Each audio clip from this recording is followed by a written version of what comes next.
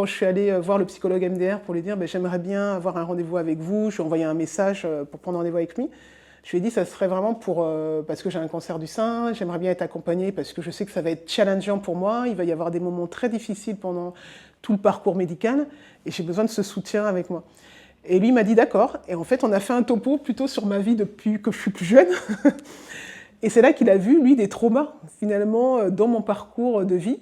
Et il s'est dit, bon, ok, j'ai bien noté que vous veniez pour un cancer du sein, mais on va d'abord aller traiter les traumas qu'il y avait juste avant. Et finalement, ça permet d'aller voir les vieux dossiers qu'on a mis de côté, parce que la vie, elle nous pousse à avancer, plus qu'à être et à s'arrêter sur ce qui ne s'est pas bien passé avant. Donc, ça a été positif. Je ne regrette pas d'avoir avancé, puisque ça m'a permis d'être résiliente, d'être engagée, de pouvoir dépasser, de me dépasser justement et d'avancer quand même.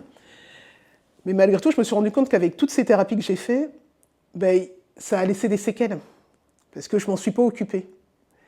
Et donc ça a permis d'aller voir ces moments-là, une relation que j'ai eue toxique à 18 ans, que je n'avais pas traitée, d'aller la revoir et d'aller justement en MDR, travailler sur les émotions qui étaient présentes à ce moment-là, qui n'avaient pas été réglées, qui étaient encastrées dans le corps et qui ne se sont pas évacuées finalement.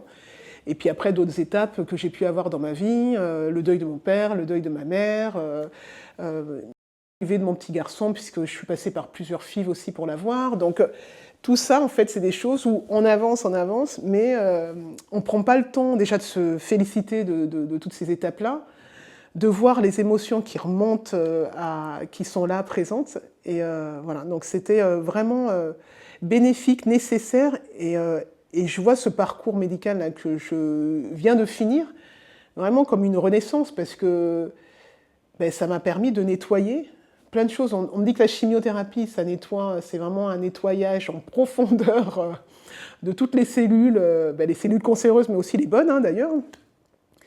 Je me suis dit, je vais profiter de cette période-là pour me nettoyer aussi sur tous les dossiers qui sont restés en suspens en moi et vraiment pour pouvoir repartir sur de nouvelles bases.